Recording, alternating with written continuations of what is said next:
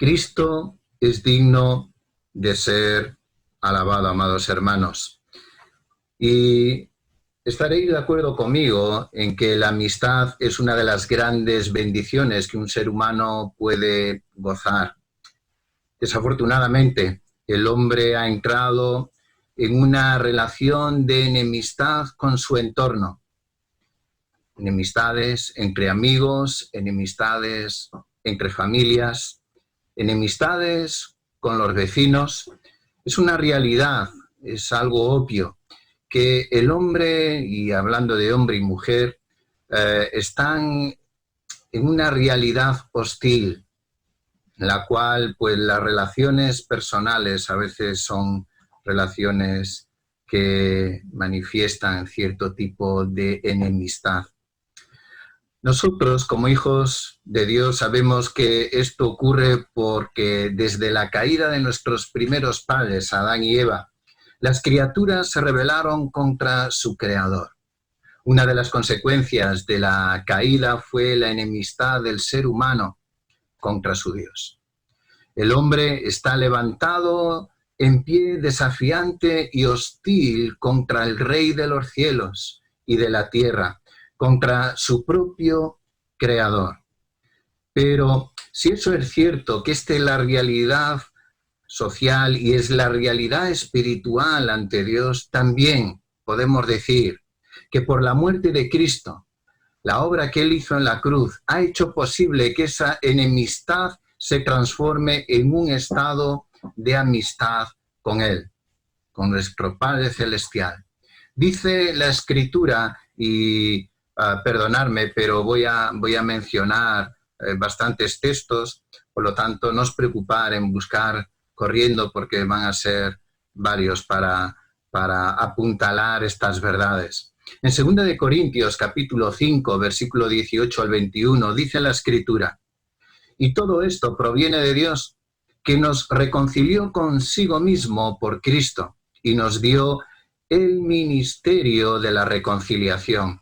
Que Dios estaba en Cristo reconciliando consigo al mundo, no tomándoles en cuenta a los hombres sus pecados, y nos encargó a nosotros la palabra de la reconciliación. Así que somos embajadores en nombre de Cristo, como si Dios rogase por medio de nosotros. Os rogamos en nombre de Cristo, reconciliaos con Dios. Al que no conoció pecado, por nosotros lo hizo pecado, para que nosotros fuésemos hechos justicia de Dios en Él. Precioso pasaje. Dios nos ha reconciliado. Pero, si bien es cierto eso, ¿qué significa reconciliación? ¿Qué significa reconciliación? Bueno, muchos de vosotros sabéis ya lo que significa la palabra, ¿verdad? Reconciliar, el verbo reconciliar. Pero permitidme, fijaos lo que dice un siervo de Dios, un estudioso de la palabra en el griego y en el hebreo, como fue Bain. Dice esto: con respecto a la relación entre Dios y el hombre, el uso de estos otros términos relacionados muestra que primariamente, la reconciliación es lo que Dios lleva a cabo, ejerciendo su gracia hacia el hombre pecador en base a la muerte de Cristo, en sacrificio de propiciación bajo el juicio debido al pecado del hombre. Esto es lo que significa, ¿verdad?, reconciliación. Vemos en este texto de 2 de Corintios que hemos leído que la acción de esa reconciliación procede del mismo Dios del trono, ¿verdad? Dice, proviene de Dios. Por lo tanto, es Dios el que ha tomado la iniciativa para reconciliar al hombre, a su criatura que está enemistada contra él. Por lo cual eso nos lleva, sin duda alguna, a humillar nuestro propio corazón y mirar a Dios con gratitud. El Dios de gloria, el Dios que está en su trono, el Dios creador de todas las cosas. Ese mismo Dios que está contra el pecado ese mismo Dios que está airado contra el pecado, es el mismo Dios que toma la iniciativa para reconciliar a sus criaturas con Él. ¿Y cómo lo hizo? Pues sin duda alguna, ¿verdad? Revelando y manifestando su gracia hacia todos nosotros, reconciliándonos por medio de su amado Hijo, el Señor Jesucristo, en la obra expiatoria que Él hizo en la cruz por nosotros. Por lo tanto, quisiera resaltar 4 cosas en esta tarde con todos vosotros. En primer lugar, Cristo es digno de ser alabado. ¿Por qué? Por la maravillosa reconciliación que ha efectuado. Y eso lo vemos ahí en Colosenses capítulo 1 y en el versículo 20. Ahí leemos, ¿verdad?, que Cristo ha efectuado una obra de reconciliación. Y dice que ha reconciliado, en primer lugar, esa reconciliación abarca a todo el universo. Dice que esta reconciliación, versículo 20, y por medio de él reconciliar consigo todas las cosas, así las que están en la tierra como las que están en el cielo. La finalidad última del plan de Dios, amado hermano, consiste en reconciliar consigo todas las cosas mediante la obra que su Hijo realizó en la cruz del Calvario. Cuando culminó su obra en la creación, dice ahí Génesis 1:31, vio Dios todo lo que había hecho. Y aquí, ¿qué dice? Que era bueno.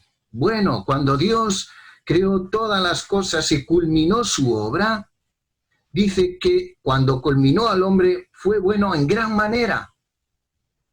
Sin embargo, esta creación que era buena ante los ojos de Dios se echó a perder, casi de inmediato, a causa del pecado del hombre, a causa de la caída de nuestros primeros padres. La caída no solo desencadenó una tragedia nefasta y mortal para toda la humanidad, sino que trastornó la creación entera. El pecado destruyó la armonía perfecta que existía entre las criaturas y el Creador.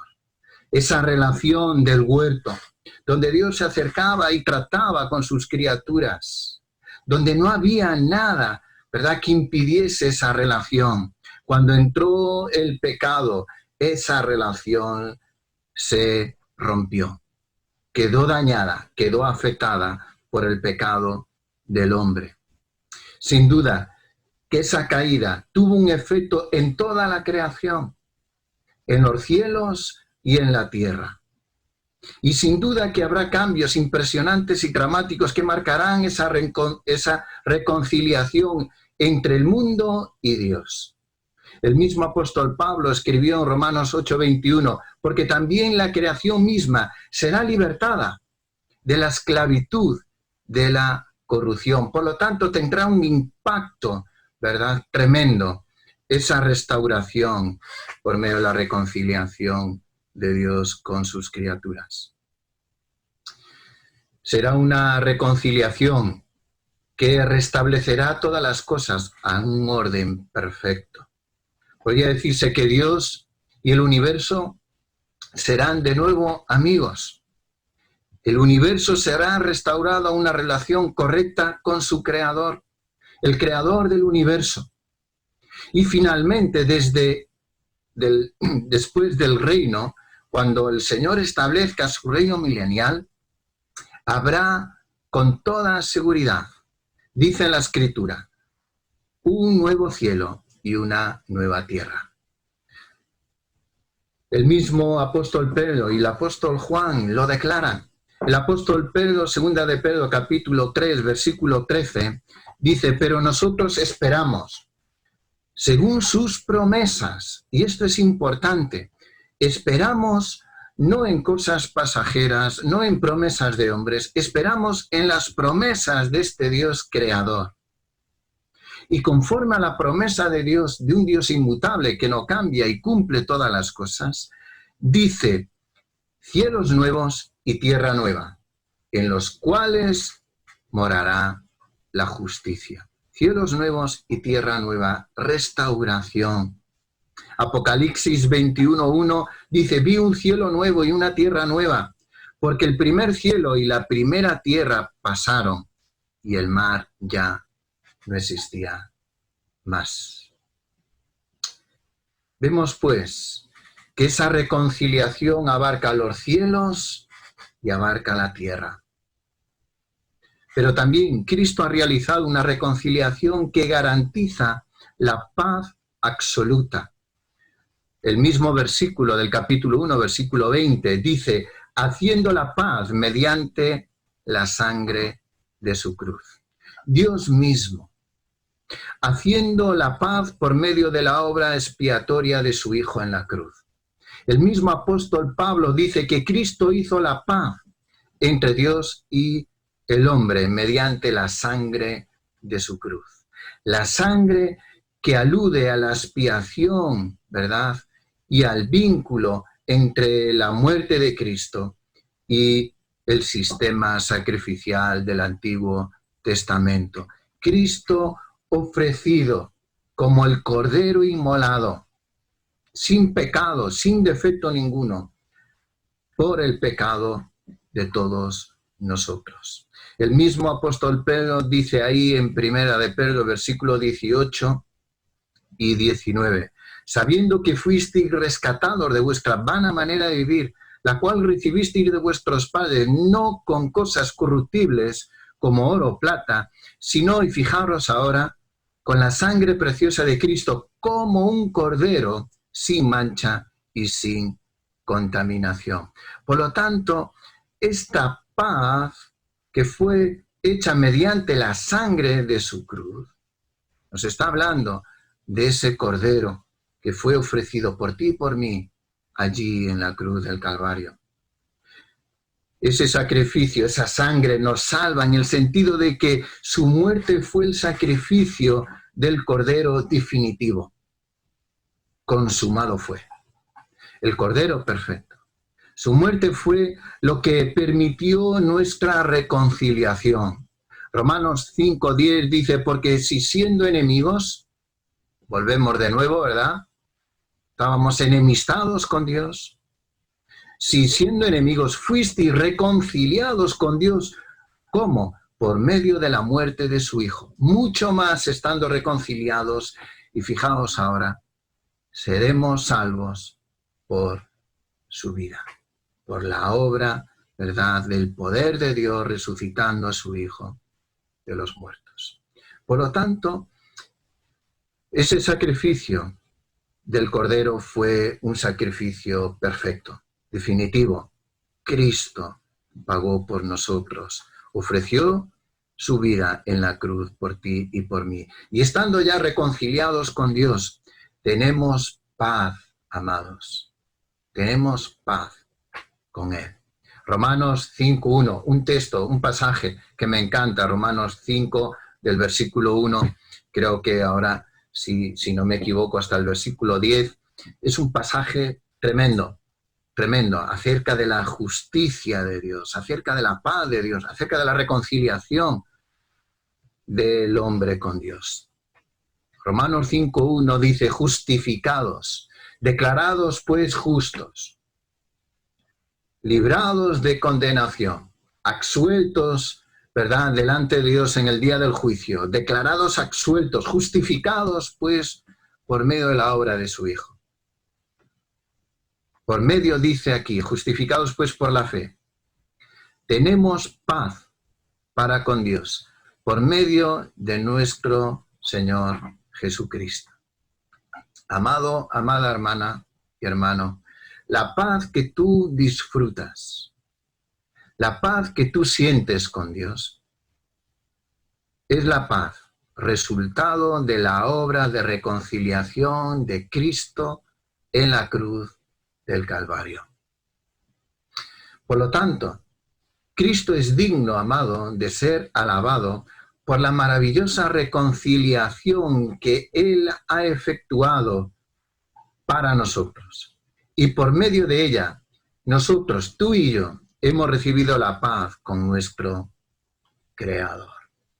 Por ello, Cristo es digno de ser alabado. En segundo lugar, Cristo es digno de ser alabado porque ha realizado la reconciliación entre pecadores y un Dios santo.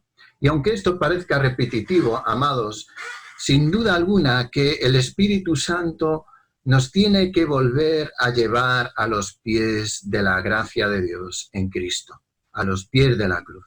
Cristo ha logrado la reconciliación para seres que estábamos alienados contra Dios y éramos sus enemigos. Colosenses 1:21 dice así: y a vosotros también, que erais en otro tiempo extraños y enemigos en vuestra mente, haciendo malas obras, ahora os ha reconciliado. Dios, por medio de la obra de su Hijo en la cruz, reconcilia cielos y tierra, pero también reconcilia al hombre con él. El término griego que se traduce aquí, extraños, significa alejados, cortados, separados. Y antes de ser reconciliados, tú y yo, amado hermano y hermana, estábamos separados de Dios, alejados de Dios. No queríamos nada con este Creador. No queríamos saber nada de este Dios santo. Y Efesios capítulo 2, versículo 12 y 13 dice: en aquel tiempo estabais sin Cristo. Y vuelvo a decir aquí, alejados. Éramos extraños. Estábamos cortados, separados, alejados de la ciudadanía de Israel que nos apuntan las promesas de Dios, el pueblo de Dios. No pertenecíamos al pueblo de Dios. Y ajenos, apartados, ¿verdad?, sin ser beneficiarios de los pactos de la promesa, sin esperanza, sin Dios en el mundo. Y dice: pero ahora, y recordáis, y también nos lo resaltaban el pastor Evelio, cuando veamos un pero, qué importante es, ¿verdad? Qué importante es un pero en la Escritura. Pero ahora, en Cristo Jesús, vosotros que en otro tiempo estabais lejos, habéis sido hechos cercanos por la sangre de Cristo. Por lo tanto, en otro tiempo estábamos alejados, pero ahora, por medio de la obra de Jesús en la cruz, hemos sido hechos cercanos. Enemigos y aborrecedores de Dios. No queríamos saber nada de Dios. Nuestra naturaleza era una naturaleza inclinada a hacer lo malo y a hacer malas obras. No queríamos venir a la luz de la santidad de Dios en Cristo. Juan 3, 19 y 20 dice: y esta es la condenación, que la luz vino al mundo y los hombres amaron más las tinieblas que la luz. ¿Por qué? Porque sus obras eran malas. Porque todo aquel que hace lo malo aborrece la luz y no viene a la luz para que sus obras, no sean reprendidas. Juan 15, 18. Si el mundo se aborrece, saber que a mí también me aborreció. ¿Por qué? Porque no amaron la luz de Cristo. No quisieron venir a la luz del Salvador. Por lo tanto, por naturaleza, amados, teníamos una inclinación a hacer lo malo. La misma Escritura, vemos ahí en Romanos 3, 12, que dice: si piensas que en ti había algo bueno y que quizá aún había algo que mereciera la gracia o el favor de Dios. Fijaos lo que dice ahí la Escritura en Romanos 3, 12. Todos se desviaron a una y se hicieron inútiles. No hay quien haga lo bueno. No hay ni siquiera uno. Ni uno. No hay nadie, ¿verdad?, en esta tierra que puede decir que hace algo bueno, digno de la gracia y la misericordia de Dios. Ninguno. Por naturaleza, ¿verdad? Todos están inclinados a hacer lo malo y por lo tanto son extraños y son aborrecedores delante de los ojos de Dios. Pero, ¿verdad? Dios en su gracia hizo esa obra de restauración, de reconciliación consigo. Los hombres hallan gracia por medio de Cristo. Cristo, por lo tanto, es digno de ser alabado, porque ha realizado la reconciliación entre nosotros, pecadores, y un Dios santo, un Dios que habita en santidad y que no tolera ante él ningún tipo de pecado. En tercer lugar, Cristo es digno de ser alabado porque él, ¿verdad? Por él, resultado de la reconciliación en los que han creído. Cristo es digno de ser alabado por el resultado de la reconciliación en los que hemos creído en él. Y vemos aquí en Colosenses 1:22, para presentaros santos y sin mancha e irreprensibles delante de él. Santos. Y aquí se refiere a una nueva posición que ocupa el creyente en su relación con Dios, porque ha sido separado del pecado y apartado para Dios mediante la obra que Cristo realizó en la cruz y por medio de la imputación de la justicia divina a nuestra cuenta. Es decir, Dios puso en nuestra cuenta la justicia de su Hijo. Somos declarados justos y somos justificados. Romanos 3:24, siendo justificados gratuitamente por su gracia, mediante la redención que es en Cristo Jesús. Romanos 5:9, pues mucho más, estando ya justificados en su sangre, por él seremos salvos de la ira de Dios. En el día del juicio de Dios seremos salvos, seremos declarados santos y justos, justificados por la obra del Hijo de Dios a favor nuestra. Podría decir más acerca de esto, pero por amor al tiempo, ¿verdad? No quiero pararme mucho al respecto. Efesios 5:27 dice, a fin de presentársela a sí mismo una iglesia gloriosa, que no tuviese mancha, ni arruga, ni cosa semejante que fuese santa, sino que fuese santa y sin mancha. El día en el cual el Señor Jesucristo nos presente delante del Padre, nos va a presentar, amados, santos, santificados por medio de la obra de redención y por esa reconciliación que Él ha ganado para nosotros. Y nos presentará sin mancha. Por muchos pecados que aún como creyentes podamos cometer, la sangre de Cristo nos limpia. La sangre de Cristo nos justifica. Su obra de reconciliación y redención en la cruz es suficiente para presentarnos delante del Padre en el día del juicio sin mancha ni arruga. Por último, Cristo es digno de ser alabado por la esperanza que produce en el creyente que ha sido reconciliado.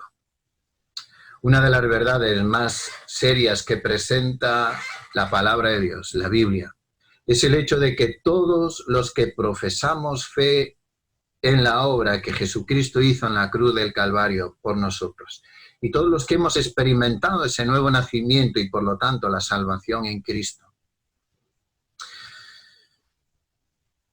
podemos decir que disfrutamos de esa evidencia de la reconciliación. Dice Mateo 7:22 al 23, muchos me dirán en aquel día, Señor, Señor, ¿no profetizamos en tu nombre? ¿Y en tu nombre echamos fuera demonios? ¿Y en tu nombre hicimos muchos milagros? Entonces les declararé, nunca os conocí, apartaos de mí, hacedores de maldad. Una de las evidencias claras de que somos hijos de Dios, de que somos y le pertenecemos al Señor, es que tenemos la fe que nos ayuda a perseverar en el camino de peregrinaje en el cual estamos aquí, hacia la patria celestial. Colosenses 1:23 dice, si en verdad permanecéis fundados y firmes en la fe, arraigados en la fe, firmes en la fe. ¿En qué fe? En la fe de esta obra de reconciliación que Cristo Jesús ha realizado en la cruz del Calvario. Si permanecemos firmes, ¿verdad?, en la fe del Evangelio, si permanecemos fieles al Señor. La salvación no va a depender de ti. La salvación la ha ganado Cristo para ti. Pero tú tienes que evidenciar que realmente eres una hija, un hijo de Dios, manteniéndote fiel en tu andar en Cristo. Pero también, ¿verdad?, una de las evidencias es la fe que nos mantiene en los caminos del Evangelio de la gracia de Dios. Pero también, otra de las evidencias es la esperanza. La esperanza, sin moverse de la esperanza del Evangelio que hemos oído, dice ahí la Escritura en Colosenses 1:23. Y sin duda esta es otra de las grandes virtudes de la fe cristiana, mediante la cual los creyentes nos mantenemos fieles, creyendo, ¿verdad?, en que Dios está preparando un lugar para los suyos. Miramos con esperanza al cielo, sabiendo que de los cielos vendrá de nuevo nuestro bendito Salvador. Esta es la certeza, esta es la promesa que tenemos, que Dios en Cristo nos ha reconciliado. La esperanza tiene como motivación la fe. El amor es nuestro fundamento, pero sin duda, la esperanza es lo que nos alienta a seguir adelante cada día. Tenemos una esperanza firme y esa esperanza, ¿verdad?, está fundamentada en las promesas de Dios. Pero hasta que eso no ocurra, amado y amada hermana, hasta que no venga el momento en el cual el Señor vendrá por su iglesia, en la cual nos llevará de nuevo, ¿verdad? Nos llevará a los cielos cuando Él venga, ¿verdad?, a llevar a su pueblo. Mientras eso no ocurre, tenemos que mantenernos fieles y firmes, poniendo nuestra fe en Él y siendo, ¿verdad?, fieles a esta esperanza. Romanos 8:24, porque en esperanza fuimos salvos, pero la esperanza que se ve no es esperanza, porque lo que alguno ve hay que esperarlo. Por lo tanto, la esperanza es aquello que ahora no vemos, pero que sabemos que es fiel, porque fiel es el que la ha prometido. Romanos 15:13 dice, y el Dios de esperanza os llene de todo gozo y paz en el creer, para que abundéis en esperanza por el poder del Espíritu Santo. Tito 3:7, y con esto concluyo ya en este punto. Para que justificados por su gracia, viniésemos a ser herederos conforme a la esperanza de la vida eterna. Amados, Cristo es digno de ser alabado por la esperanza que produce en el creyente, que ha sido reconciliado con Dios. Concluyendo,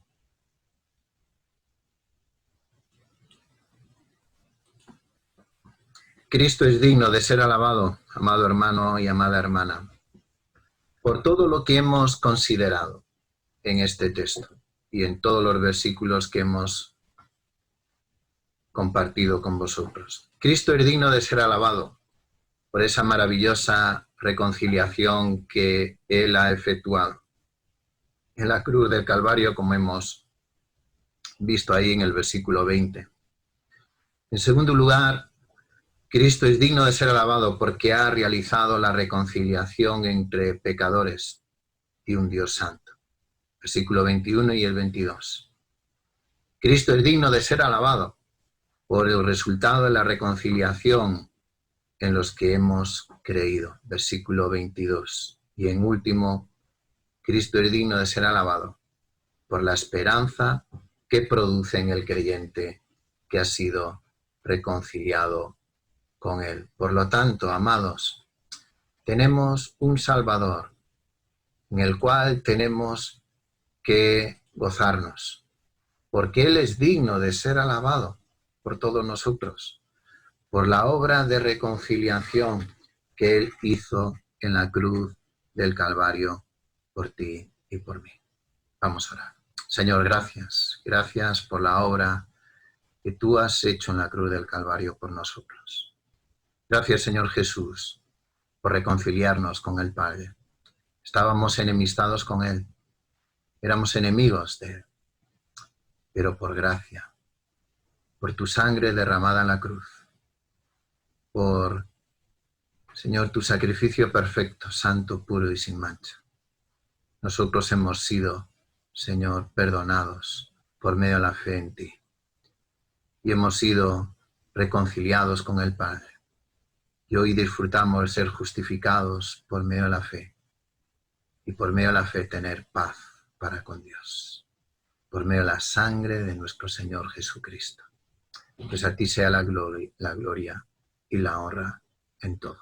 En tu bendito nombre, Señor Jesús. Amén.